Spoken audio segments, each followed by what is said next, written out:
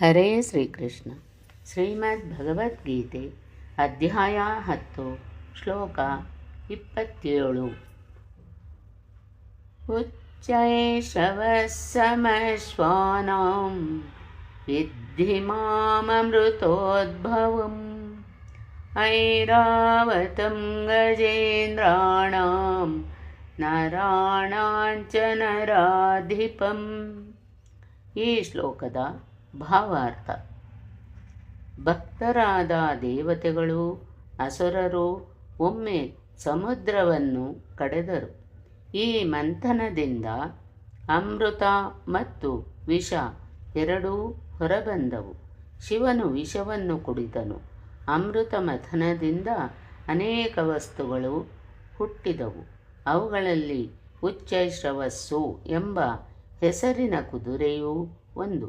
ಅಮೃತ ಮಥನದಿಂದ ಮೂಡಿಬಂದ ಮತ್ತೊಂದು ಪ್ರಾಣಿ ಐರಾವತ ಎನ್ನುವ ಆನೆ.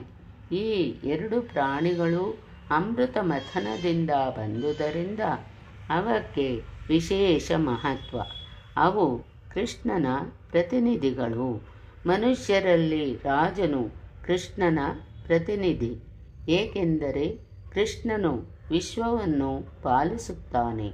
ತಮ್ಮ ದೈವಭಕ್ತಿ ಮತ್ತು ಧಾರ್ಮಿಕ ಗುಣಗಳಿಗಾಗಿ ನೇಮಿತರಾದ ರಾಜರು ತಮ್ಮ ರಾಜ್ಯಗಳ ಪಾಲಕರು. ಮಹಾರಾಜ ಯುಧಿಷ್ಠಿರ, ಮಹಾರಾಜ ಪರೀಕ್ಷಿತ್ ಮತ್ತು ಶ್ರೀರಾಮನಂತಹ ರಾಜರು ಬಹು ಧರ್ಮಿಷ್ಠ ಅರಸರಾಗಿದ್ದರು ಮತ್ತು ಸದಾ ಪ್ರಜೆಗಳ ಯೋಗಕ್ಷೇಮವನ್ನು ಕುರಿತು ಚಿಂತಿಸುತ್ತಿದ್ದರು. ವೇದ ಸಾಹಿತ್ಯದಲ್ಲಿ ರಾಜನನ್ನು ದೇವರ ಪ್ರತಿನಿಧಿ ಎಂದು ಪರಿಗಣಿಸಿದೆ. ಆದರೆ ಈ ಯುಗದಲ್ಲಿ ಧಾರ್ಮಿಕ ತತ್ವಗಳು ಭ್ರಷ್ಟವಾಗಿ ರಾಜತ್ವವು ಕ್ಷೀಣಗತಿಗೆ ಬಂದಿತು. ಈಗ ಕೊನೆಗೊಂಡಿದೆ. ಆದರೆ ಹಿಂದಿನ ಕಾಲದಲ್ಲಿ ಧರ್ಮಿಷ್ಠ ರಾಜರ ಆಳ್ವಿಕೆಯಲ್ಲಿ ಜನರು ಇನ್ನೂ ಸುಖವಾಗಿದ್ದರು ಎಂದು ತಿಳಿದುಕೊಳ್ಳಬೇಕು.